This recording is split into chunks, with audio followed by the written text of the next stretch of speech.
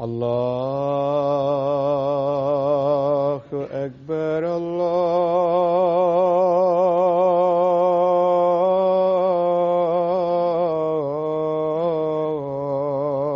الله أكبر الله أكبر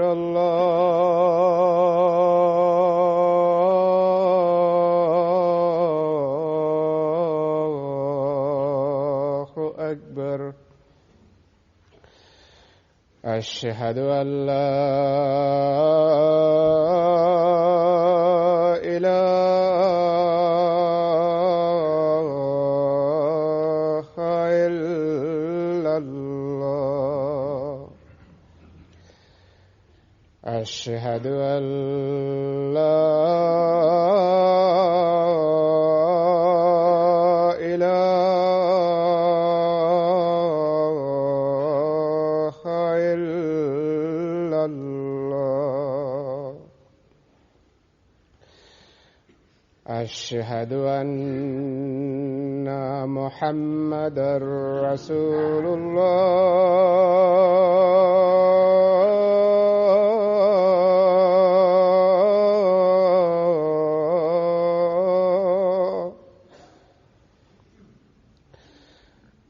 أشهد أن محمدًا رسول الله. حي على الصلاة.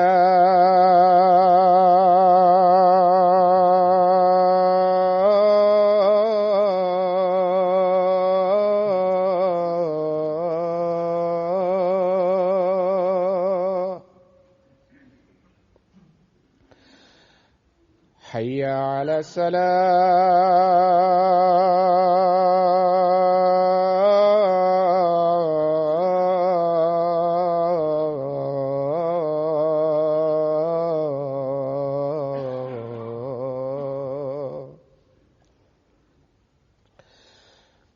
حي على الفلاح.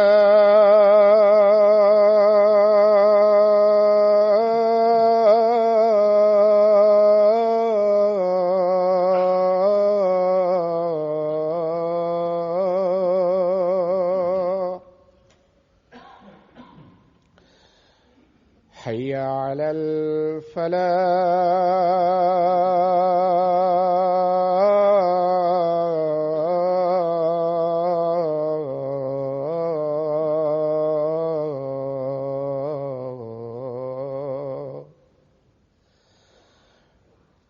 الله أكبر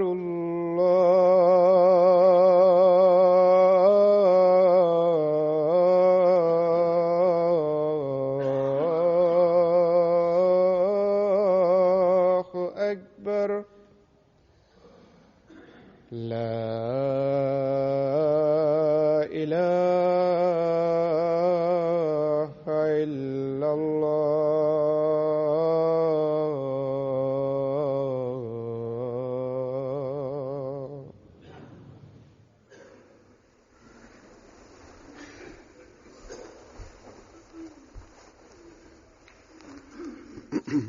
السلام عليكم ورحمة الله.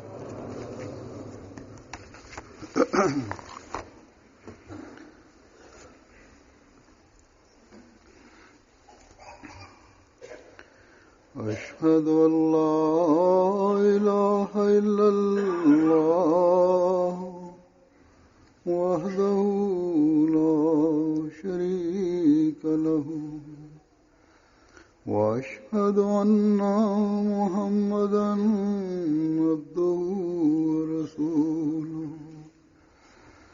أما بعد فأعوذ بالله من الشيطان الرجيم.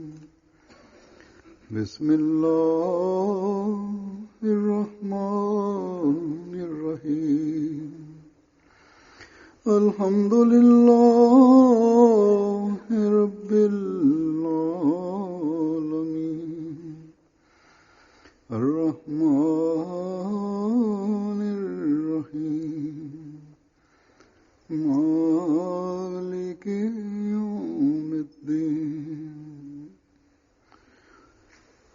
إياك نعبد وإياك نستعين اهدنا الصراط المستقيم صراط الذين أنعمت عليهم غير المغضوب عليهم ولا الضالين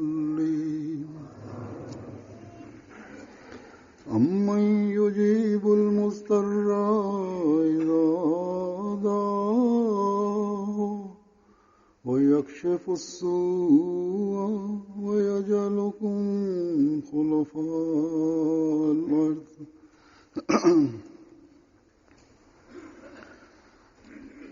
أإله مع الله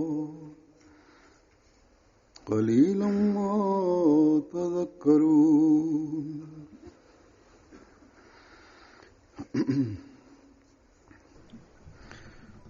या इस आयत का तर्जुमा है कि Bismillahirrahmanirrahim.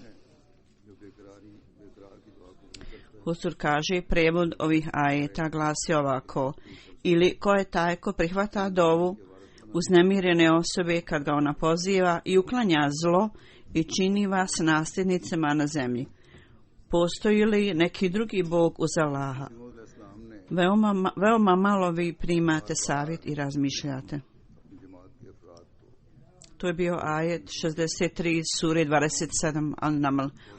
Zatim Mesih Maud alejhi selam je spomenuo ovu stvar članovima džemata, da trebaju posvetiti pažnju ibadetu i namazima, jer napredak džemata i pobjeda džemata i naspram planiranju i strategijama protivnika samo možemo biti izbavljeni toga i spašeni od toga uz pomoć dove i ibadeta. I on je spomenuo da oružje koje mi imamo u svojim rukama za pobjedu je ibadet i dove. I kad treba da kad je tako određeno da svaku pobjedu vidimo sa dovom i kad svaku podjarimo svog neprijatelja sa ibadetom, onda je koncept važnosti ibadeta, ova važnost koju je Huzur spomenuo, kaže koliko ogromna i koliko mnogo treba da posvetimo pažnje ibadetu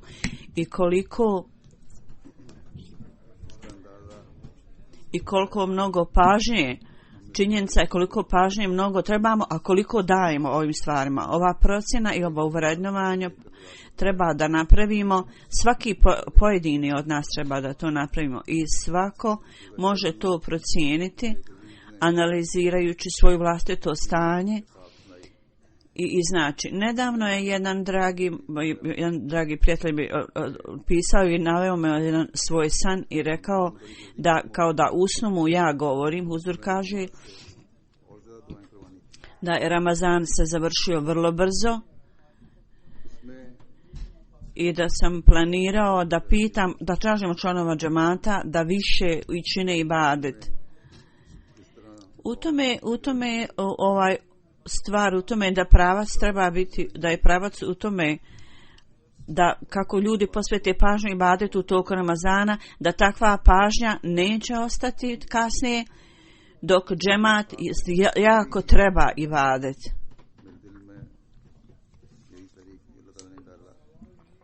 I prije nek što sam čuo ovaj san, Huzur kaže moje srce Allah stavio ovu stvar, ovu tačku, da treba da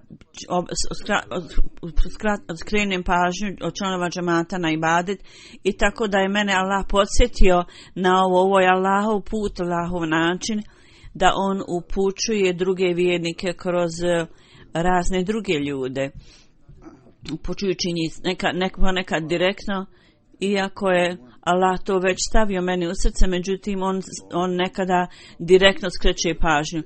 Poslije mjeseca Ramazana normalno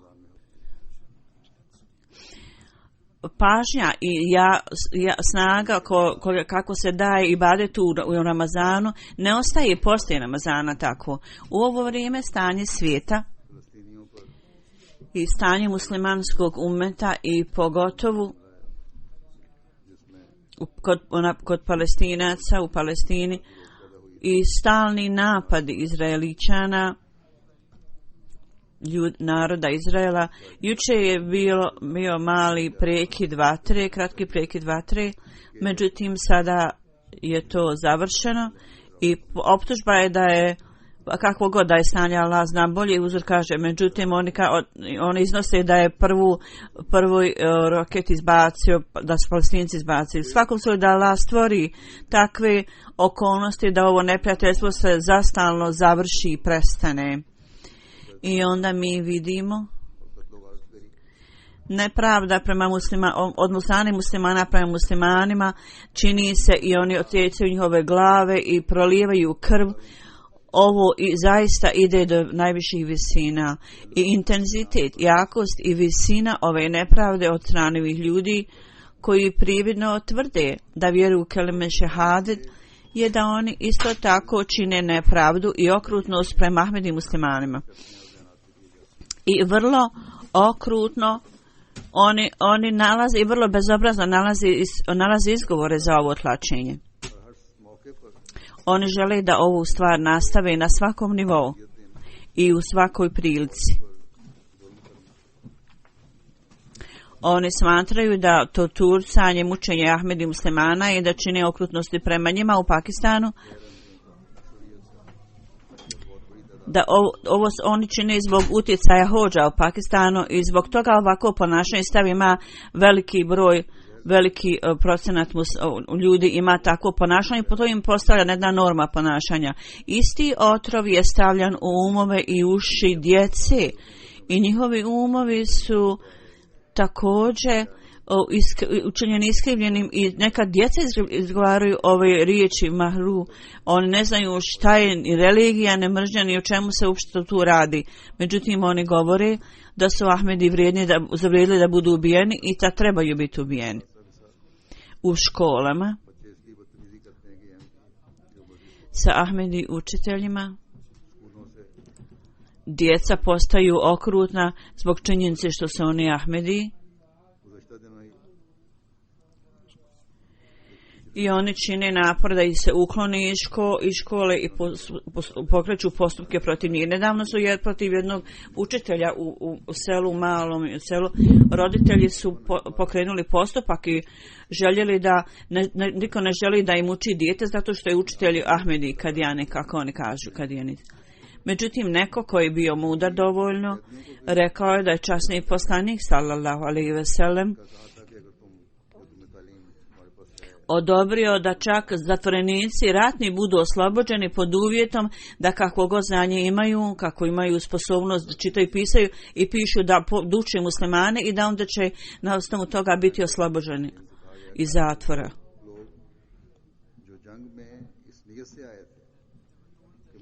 I rečeno im je da iako ovi ljudi koji su došli na polje s namjerom da ubiju muslimane, da su čak oni bili oslobođeni, a kad su bili uhapšeni pod uvjetom da poduče muslimani.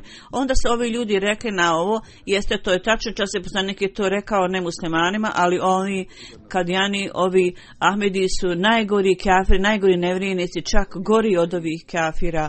Mi njih ostavljamo, inače je obavezujuće da oni trebaju biti ubijeni. I ova mržnja ne opada, nego naprotiv.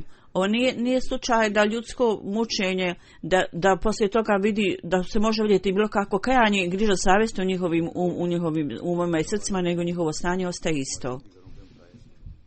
Isti ljudi koji uguđravali su oni koji su komšije, Ahmedi komšija bili Ahmedi komšije, oni su imali dobru komunikaciju s njima. Međutim, kad su vidjeli da su njihove kuće prazne, da nikog nema tamo, također su uzeli učešća u pljačkanju tamo. Kad ovo neprijateljstvo dostigne takvu tačku, takvu granicu, mi ne možemo ništa drugo reći osim inna lillahi wa inna ilaihi rađiun. Allahu pripadamo, njemu ćemo se vratiti. Jer ovi ljudi dolaze svome kraju. I ovaj period kušnje mi moramo moramo moliti, upućivati dove Allahu mnogo više nego prije. Zbog toga nemojte dozvoliti da vaš ibadet opadne, smanji se. Drugi muslimani, oni primjenjuju nepravdu, čineći drugu nepravdu, opet nepravdu protiv njih. Čineći tako, oni svoje račune imaju uvrnute, zaokruže svoje račune. Međutim, svako tlačenje nepravda koja je počinjena protiv nas, to mi moramo dokrajčiti potpuno, upućujući samo potpuno svoje dove Allahu i pokoravajući se Allahu. Hazreti Mesih Maud alejhi selam je spomenuo u jednom od svojih strofa, rekao, kad neprijatelji se povećaju u svoje okrutnost, mi moramo potpuno biti izgubljeni u svom prijatelju, to je Allah dželešanhu. Potreba je da upućujemo dove Allahu dželešanhu i ta vrsta nemira i strasti i ljubavi treba da bude stvoren koja može dirnuti nebo, pokrenuti nebo. Mi trebamo ovakav ibadet koji je upravljen samo u jednom pravcu. I mi smo poučeni u ovoj dovi da treba da još tražimo od zajednice da još više uče, da još više čine ibadet. To znači da od zajednice kolektivno zapravo treba da tražimo da su više mole, da oni se okrenu ibadetu i ovo je zbog razloga da se uklone prepreke i teškoće i da popravimo svoje stanje. Ovo je želja i svako ima želju da se ovaj period kušnje završi što prije moguće. Tako da u tom slučaju mi treba da kanališemo u pravac svog ibadeta i radi sigurnosti zajednice i također da budemo zaštićeni od zlih planova neprijatelja i protivnika. I mi treba da upravimo svoj ibadet u takvom smjeru gdje zapravo je to najviše potrebno.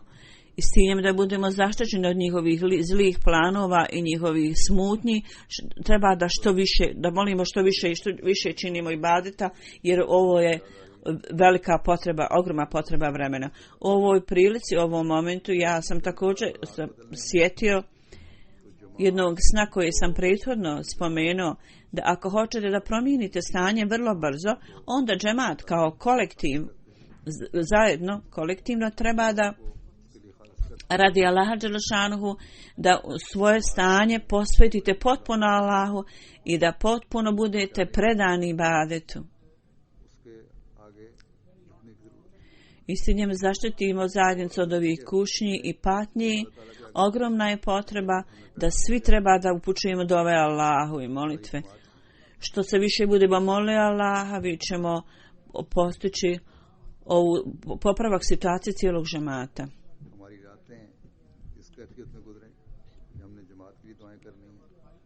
I naše noći treba da budu potrošene u ovom stanju, da molimo za džemat. Tako da za nekoliko dana samo uz ibadet nekoliko noći može se dogoditi revolucija duhovna. Ova revolucija će se svakako dogoditi duhovna i situacija će se promijeniti. Međutim, to će trajati i ovo je obećanje Allahovo da će se stanje promijeniti i poruka koja je meni data, Huzur kaže, u tome je cijeli džemat. Oni ljudi koji sebe povezuju s obećanim Mesijom alejhi selamom, svi oni, uvjet je za njih da treba da predano mole Allaha i cijelim srcem i srčano. To tako stanje treba da ima u toku dove. Ovo je poruka za Ahmedi muslimane u Pakistanu. Ahmedi muslimane u Pakistanu, bilo da su bogati i siromašni muškarci ili žene, pogotovo oni trebaju posvetiti pažnju ovoj stvari. Jer pozivajući se na Ahmedijat, obzirom na Ahmedijat, u ovo vrijeme, najviša nepravda koja je počinjena u Pakistanu. I Ahmedi i muslimani u svijetu općenito moraju posvetiti pažnju ovome. Zato što s pobjedom Ahmedijata zapravo preživljavanje cijelog svijeta je povezano s tim. I da dobijemo blagoslove Allaha dželešanuhu, to je također povezano sa pobjedom Ahmedijata. I nepravda samo može biti uklonjena, nepravda može biti samo uklonjena ako ovo dobijemo. Miru da je to izbavljenje Palestinaca od nepravde ili za muslimane da budu izbavljeni od tirana upravljača. Garancija za to samo može biti ibadet Ahmedi muslimana. Tako da s ciljem da ispunimo ovu dužnost prema ovom ibadetu, ovo je naša dužnost i naša odgovornost. U ovo vrijeme mlin mučenja i torturisanja Ahmedi su bili podvrgnuti tome i oni to podnose. Tako da ako naš ibadet postane jedna vrsta stalne odlike naše, to će osigurati ne samo našu vlastito oslobađanje i slobodu od torture, nego cijelo čovječanstvo će biti izbavljeno od mučenja i torture i ova ibadet može biti sredstvo za to. Zbog toga treba da shvatimo svoje odgovornosti. Hazreti Mesih Maud alejhi selam kaže da u kušnjama, kad ste u kušnjama, onda saznate vrlo posebna, iznenađujuće da efekat dova kako Allah dželešanu prepoznaje to, prima vaše dove i vi prepoznajete njegovo primanje kroz to. Danas, osim Ahmedi muslimana, ko je taj ko je stavljen na ovakvu torturu i mučenje i patnju?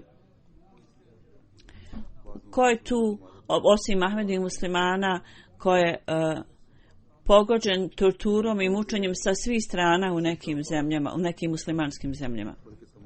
U ovim zemljama većina finih ljudi iz ove zemalja, ali možemo reći svi ljudi, kao što je Hazreti Halifatul Mesih III rekao, on je govorio da plemenitost je postala zamagljena.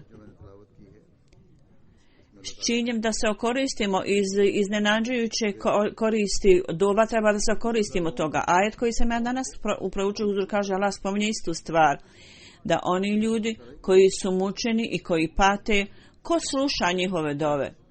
Samo je Allah jedini taj koji sluša te dove. On je taj koji odgovara uznemirovoj osobi kad ga ona poziva. A muster je ona osoba koja uviđa da je sve oko njega samo mučenje i teškoće i proganjanje svuda okolo. I on ne vidi nikakvog puta, načina da bude izbavljen iz ovog materijalne podjarmljenosti. Jedini put koji izgleda da je otvoren, a taj put je prema Allahu dželešanuhu. Tako Allah kaže, ovo su ljudi koji su mostar, koji su izuzetno uznemireni i razočajni. Svi drugi putevi za njih su zatvoreni. Značenje mustar nije da kad neko ne vidi nikakvog puta, da onda bude izgubljen i da se brine gdje da ide. Međutim, mustar znači kad su sva vrata otvorena i kad su svi putevi zatvoreni, onda oni treba da vide svjetlo u jednom pravcu i treba da trče tom izvoru svjetla. Ako je svuda vatra, svuda oko njih, onda kao ludi ljudi što bježe i trče, oni ne bježe, kao oni nisu mustar. Za njih ne vredi, nije za njih znači evo. Jer ako neko kao lud trči tamo, Evan može biti pogođen vatrom. Zapravo kad je vatra svuda oko njega, a on gleda u jednom pravcu gdje je mir i on vidi na jednoj strani put spasa, onda on se kreće u tom pravcu. To je osoba koja je poznata kao muster. Allah dželešanhu kaže da je to osoba, to je ta osoba i ja ću zaštititi tu osobu od vatre, ja sam njegovo utočište. I ja ću ga zaštititi od vreline vatre. Ja ću ga zaštititi. Allah kaže. I ja sam za njega hladna sjena i ja sam mjesto utočište za njega, tražite utječište od mene. Ja ću vas izbaviti iz ovih kušnji i teškoća. Dođite k meni s ovim uvjerenjem da postoji Allah koji mi vjerujemo i Allah dželšanhu je onaj koji nas može izbaviti iz ovih muka. S tim vjerovanjem, zbog svoje vjere i uvjerenja, ja ću vas izbaviti, Allah kaže, iz ovih muka i zbog vašeg ibadeta ja ću vas izbaviti iz toga. Kao što Hazret Mesih Maud alejhi selam kao što je rekao, vrlo prekrasan dojam će biti učinjen očitim zbog vašeg dova i ibadeta. Tako osoba koja postane takav mustad osoba, takva uznemirena osoba, tako razočarana i beznadna osoba, da osim Allah dželešanohu ne misli da postoji ikakvo mjesto ili osoba kao mjesto zaštite ko može mimo Allaha da mu pruži utočište i da ga zakloni i spasi. I on ne smatra da bilo koja osoba osim Allaha ga može izbaviti. To je zapravo stvarni mustad osoba. I njegov ibadet su stvari koje pokazuju čuda. Prihvatanje dova, ovo i vjerenje mora biti stvoreno u našim srcima, da u svakom stanju očaja, uznemirnosti, Allah dželešanohu je taj koji dolazi u pomoć i nema nikakvog drugog načina da možemo vidjeti, gdje možemo vidjeti svjetlo spasa. Kad je takvo stanje prisutno, onda za takve uznemirene ljude i očajne, kad ovo stanje bespomoćnosti je tu prisutno, onda Allah dželešanohu dolazi to u osobi mustad trčeći, takvoj očajnoj osobi. Dolazi trčeći i uklanja njegove sve kušnje i teškoće s kojima se suočava. Sve njegova uznemirenja i teškoće, one budu završeni. Bilo da su lična uznemirenja ili džemat ili problem cijelog džemata kao kolektive. Allah dželešanohu kaže ne samo da će se to dogoditi, da će Allah dželešanohu ukloniti sve teškoće i probleme. Allah dželešanohu kaže to je dovoljno. Kada Allah dželešanohu kaže blagodati, njegove blagodati su neograničene kad daje blagodati. I on može nastaviti povećavati ove dobrobiti do neograničenih visina kad ljudi pate. Kada Allah dželešanohu je spomenuo u uklanjanju patnje vjernika, Allah dželešanohu je također spomenuo u prijevodu, kaže da će on učiniti nasljednicima te ljude na zemlji. I veliki tirani i veliki despoti, on uništava ove ljude. I ovi ljudi koji su slabi vjernici, Allah dželešanohu čini njih da sjednu na njihovo mjesto. Tako dok pojedinačno, slušajući dove razočarane osobe i uznemirene osobe, Allah uklanja njih teškoće, tako isto na isti način kolektivno Allah uklanja cijeli kolektiv, cijelu zajednicu od ovih ljudi i spašava. I ovo nas je Allah dželešanohu poučio na drugim mjestima u Kur'anu. I mi znamo da kad su prethodne nacije, prethodni narodi, kad su njihovi vjerovjesnici i njihovi ljudi, kad su njihovi ljudi počinili neprijateljstva prema poslanicima, Allah kaže mi smo učinili ove narode, ove ljude. Ovi koji su bili tlačeni i mučeni, oni su bili nasljednici ovih položaja. Ovi ljudi koji su moćni i snažni i tirani, čak i njihova imena su bila uklonjena, uništena. Dakle, isti zakon kakav je bio tamo za prethodne narode vrijedit će i sada. Tako Allah dželešanohu dokrajči despote i ubije ih i uništi. Međutim, kad tlačeni ljudi postanu mustad i beznadni i kad mole Allaha, kad kažu kad će Allahova pomoć doći, onda Allah dželešanohu stvara sredstva za uništenje tlačitelja i protivnika. I ovi ljudi koji su vrlo ponosni zbog svoje moći, i ovi ljudi koji su naklonjeni da čine neprijateljstva prema nevinim ljudima, da im Allah dželešanohu dadne uputu. Inače, ova moć i ova njihova snaga će postati sredstva za njihovo uništenje.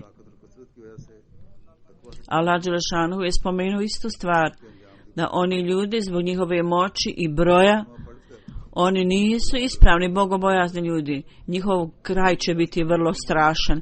Ako ovi ljudi koji uče kelime i šahadet, ime Allaha i njegovog poslanika, ako činili događaje torture i mučenja,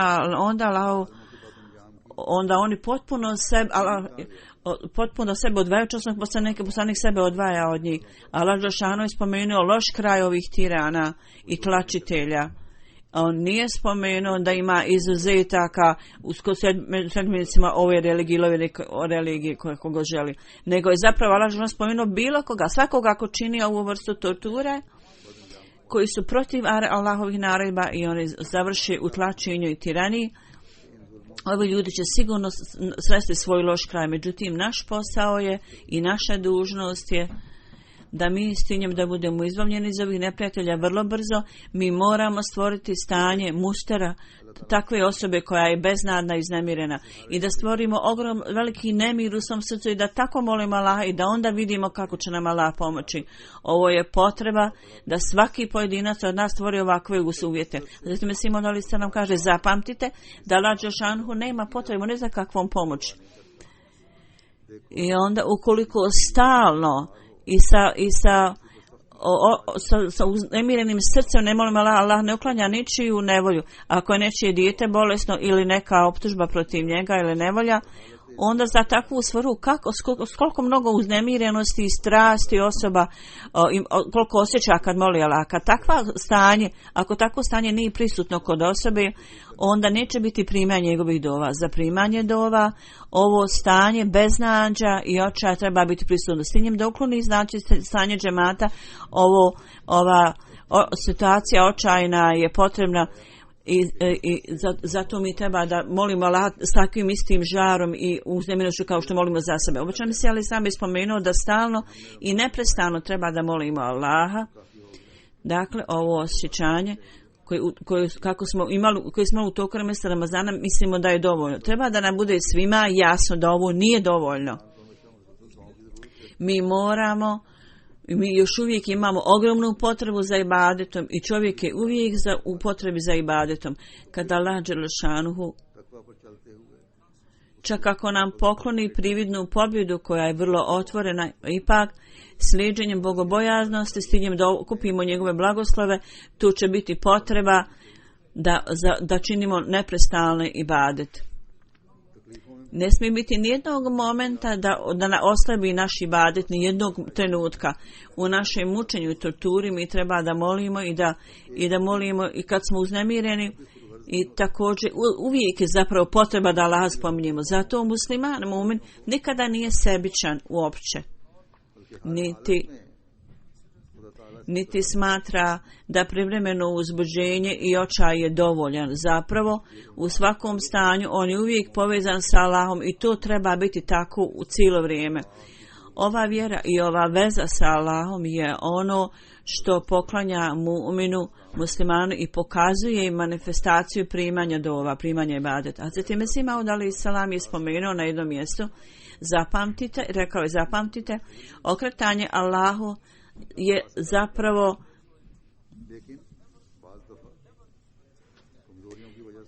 ako ne spominjemo Allah, presjećamo veze sa Allahom. Iskren vjernik ne smije nikad pomisliti na to da preće svoju vezu sa Allahom. A ako međutim postoji smanjenje u našem ibadetu zbog ovo svjetskih stvari, ljudi se više okreću drugim sredstvima ili ne obavljaju ibadet kako treba i koliko treba, onda je neophodno za nas da svaki pojedinac među nama od nas uvijek treba analiziramo i vrednujemo svoje stanje ibadeta.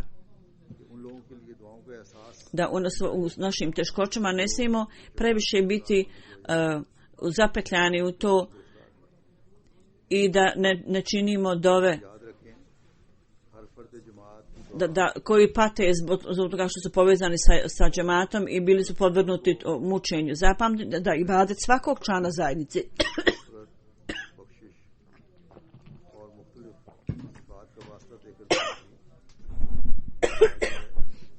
i da pozivamo Allaha, da pozivamo njegovu milost i blagoslov, pozivajući se na Allahove atribute. Također će Allah ukloniti teškoće džemata.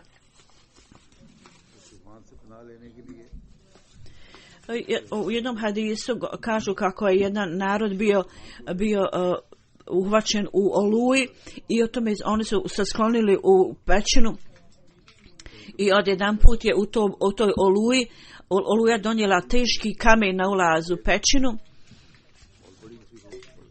i njihov izlaz je bio tako blokiran. tako da su oni se sklonili u pećinu zbog male teškoće, a zapravo su završili u velikoj teškoći, da ne mogu da izađu iz pećine. Tako da niti su mogli ukloniti tu pećinu sa ulaza svojim naporom, niti bilo ikakve svana pomoći da im dođe. Tako da je to bilo ovako jedno ropstvo. I nijedna nikakva ljudska moć, nikakva pomoć im nije mogla pomoći. Tako da su bili izuzetno zabrinuti, jer su shvatili da nema nikakvog načina da izađu i brinuli su se da ta pećina neće biti njihov grob. U tom stanju, kad su vidjeli da nema nikakvog puta spasa i izbavljenja, sjetili su se molitvi ibadeta Allahu. Jedan čovjek je rekao, hajde da molimo Allaha i da molimo na ovakav način da ako smo u životu bilo što uradili radi Allaha, da molimo Allaha da onda radi toga ukloni ovaj kamen i da izađemo odavde. I zbog tog čina dobrote s naše strane.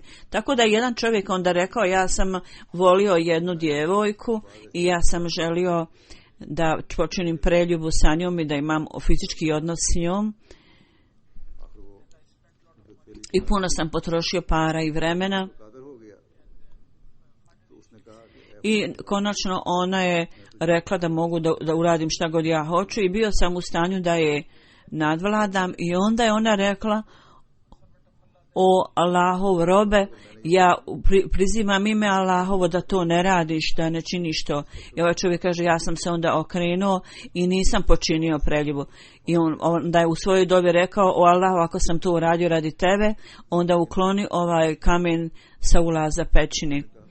Tako, kamen je bio malo uklonjen, međutim put još uvijek nije bio otvoren. Onda je druga osoba rekla, o moj Allahu, ti znaš da jedan radnik je radio za mene i došao mi je i radio je za mene i prije nego što je dobio svoj novac otišao je.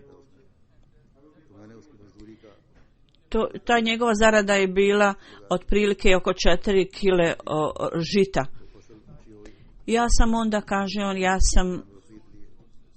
ja sam posijao ovo sjeme i onda je bila ljetina i ja sam onda zbog te ljetine mogao da kupim neke životinje, tako da sam imao stado životinja. Poslije nekoliko godina ovaj čovjek se vratio k meni i tražio da mu dadnem novac koji mu pripada. Ja sam mu rekao, cijelo ovo stado životinja pripada tebi koja se proširila preko cijele livade. Ovaj čovjek je rekao, ja sam došao da uzmem svoju plaću koja me pripada, a ti se šališ sa mnom. Ovaj vlasnik je rekao, ne, tvoje pare s kojima sam ja radio posao i ovo veliko stado je cijelo tvoje. Tako da je ovaj čovjek za svoju tu plaću, umjesto plaće uzeo cijelo stadove životinje.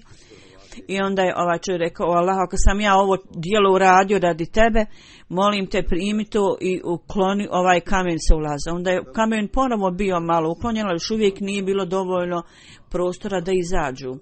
Zatim je treća osoba među njima rekao ovako, moli Allah, o moj Allahu, ti znaš da sam ja muzo životinje i onda mlijeko koje sam dobivao ja sam koristio, ja imao porodica. Sa mnom su živjeli moji stari roditelji. Jednog dana bilo je kasno i moja praksa je bila da kad pomuzem životinje prije nego što dadnem mlijeko svojoj maloj djeci, ja sam prvo to davao svojim starim roditeljima.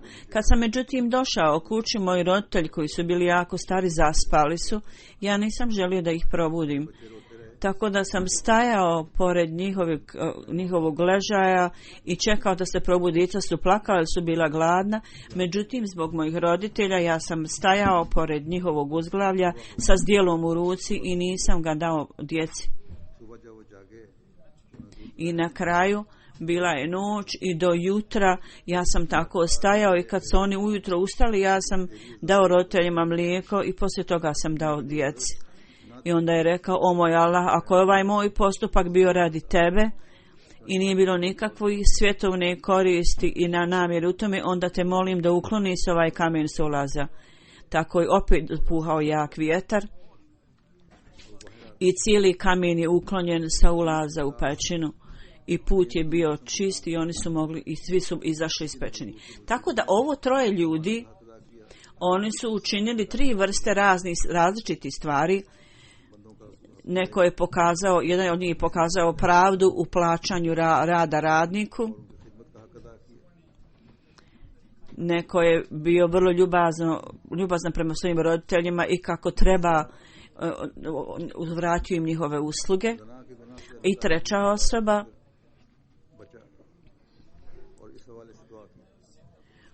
koji je odustao od grijeha prijestupa, on je spasio sebe i izbjegao to radi Allaha. Njegova svrha je bila ista da se ukloni ovaj kamen i na kraju je taj kamen bio uklonjen. Dakle, ovi pojedinci su učinili dobre stvari i dove koje su oni činili, pozivali su se na to i onda su oni kolektivno imali koristi od toga.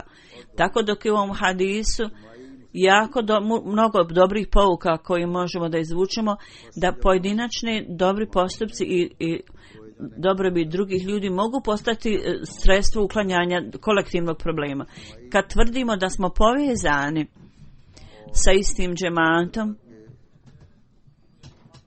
i da smo dio istog džemata, svi mi, i zbog toga s ciljem da ove probleme se ukloni, Allah ukloni, od džemata treba svi da molimo Allaha za to. I ne samo za svoje vlastite probleme, ne trebamo posvetiti sav ibadet tome, nego zapravo u svojim kolektivnim namazima treba biti takva agonija, takva uznemirenost i takva strast i ljubav koja se traži. Napredak džemata i radi promjene stanja. I većina ljudi meni pišu da redovno obavljaju 2 namaza i treba da molite za to vrijeme vrlo srčano. I stanje ovih ljudi koji su, kao ovi ljudi koji su bili zatvoreni u toj pećini, pa su bili izbavljeni, oni su bili odsječeni od bilo kakve vanjske pomoći. Nema nikakve sumnje da je, pozivajući se na dobra djela koji su oni učinili, koji su učinili samo radi Allaha, oni su molili Allaha pozivajući se na to i molili su ga i Allah je uklonio njihov problem. Međutim, i oni su bili u očajnoj situaciji u tom i bili su jako zamireni u svom srcu. Jer prividna sredstva svana potpuno su bili razočarani u sva ta sredstva i nije bilo nikakve pomoći svana. I možete zamisliti kakvo je bilo stanje tih ljudi. Tako, dok treba da činimo svoje postupke potpuno radi Allaha dželešanuhu, onda ovi postupci također igraju vrlo važnu ulogu u primanju ibadeta dova. U isto vrijeme smatrajte teškoće džemata svojim vlastitim teškoćama, sa velikom revnošću i strašću treba da činite onda dove ibade za džemat također. A zatim Mesih Maud alejhi selam kaže za primanje dova, ovo je također neophodno da osoba napravi pobožne promjene u sebi. Ako ne može izbjeći poroke i grijehe, onda on krši Allahove naredbe, onda nema nikakvog efekta u ovom ibadetu i dovama. Dakle, podsjećajući se ljudi na sretanju pažnje na ibadet, kaže ako poslanete kao drugi ljudi, onda Allah dželešanuhu neće napraviti nikakvu razliku između vas i drugih ljudi. I ako ne napravite očite promjene u sebi,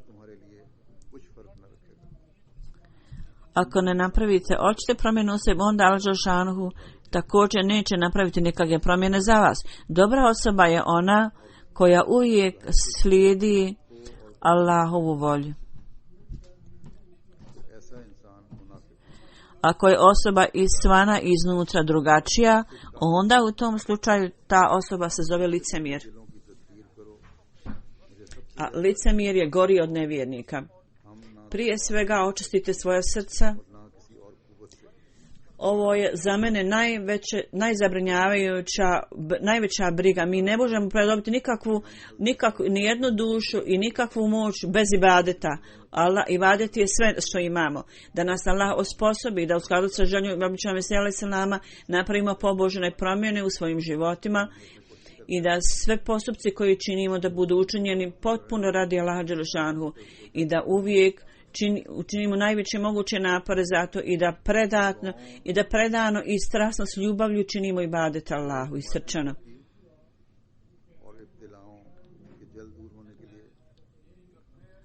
I vaš ibadet s ciljem da dobijemo da se stanje džemata popravi i da teškoće budu uklonjene, mi treba da stvorimo takvu istu intenzitet kao što činimo kad molimo Allaha za svoje vlastite probleme i stvari. I ta vrsta intenziteta i dubine u svojim dubinama kao što isto imamo u dovama kad molimo za svoje zahtjeve i potrebe. Ujedinjeno treba da molim Allaha da budemo sačuvani od zamki neprijatelja i jednih spletki. Kao što sam rekao, treba da predano svi zajedno molimo Allaha dželešanhu i da upućujemo dove Allahu i molitve. Da molimo Allaha za uklanjanje ove kolektivne teškoće. I mi, ako ne budemo molili svi zajedno kolektivno, ne možemo postići ovaj cilj uskoro. Nakon ulaska u džemat na ruci Ođam Salama, onda je kolektivni ibadet to što može ukloniti teškoće naših džemata. Kad neko moli Allah za drugu osobu, onda meleki moli za njega. I kad je pravac ibadeta jedan i upućivanje molitvi jedan, onda niko ne treba da zapadne u ovaj sebično ponašanje i vladanje. Ja sam u pravu, treba se da budu u radu. U svakom uglu svijeta, ako Ahmedi pati u bilo kojem dijelu svijeta, to je naša zajednička teškoća i mi trebamo to da shvatimo. I da za uklanjanje ovih teškoća mi moramo posvetiti pažnju ibadetu. Ne samo treba da bude osjećanje, nego treba da činimo da bi ibadet. Ovo je oružje u kojem obećani Mesija alejhi selam je spomenuo i rekao, ovo je oružje koje može osigurati našu pobjedu. Međutim, također treba da zapamtimo da u svom uzbuđenju ne smijemo moliti Allaha da Allah dželešanuhu u pogledu ovih neprijatelja, protivnika, da ih Allah dželešanuhu im dadne kaznu. Nego zapravo treba da molimo Allaha, o Allahu,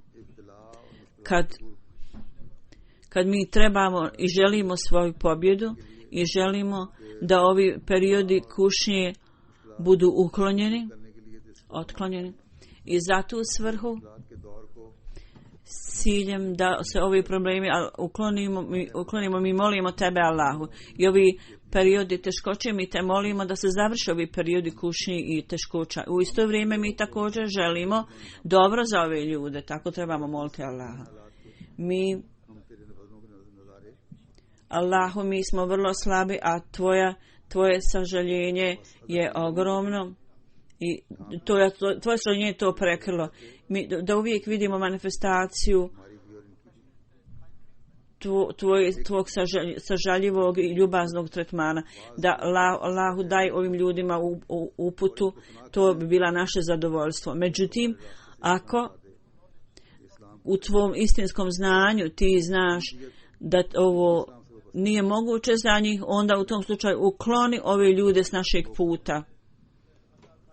Onda će Allah dželešanu ukloniti ove ljude s puta i neće biti u stanju da postanu nikakva prepreka ni zapreka do pobjede Ahmedijata. Za pobjedu Ahmedijata. To treba da molimo Allaha na taj način da ne samo da loše molimo Allaha, nego da, kako sam rekao, da molimo da Allah dželešanu nam pomogne da činimo dove kako treba da ih on primi.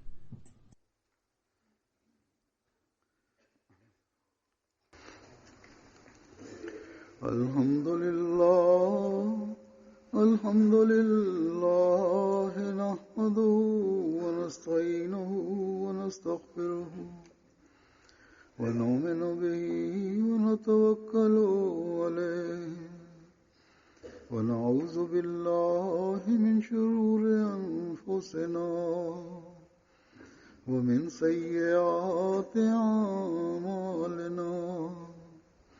من يهده الله فلا مضل له ومن يضلل فلا هادي له وأشهد أن لا إله إلا الله وحده لا شريك له وأشهد أن محمدا عبده ورسوله أما بعد فإن أصدق الحديث كتاب الله وخير الهدي هدي محمد صلى الله عليه وسلم وشر الأمور محدثاتها وكل محدثة بدعة وكل بدعة ضلالة ومن يضلل فلا هادي له ونشهد أن لا إله إلا الله ونشهد أن محمدا عبده ورسوله عباد الله رحمكم الله إن الله يأمر بالعدل والإحسان وإيتاء ذي القربى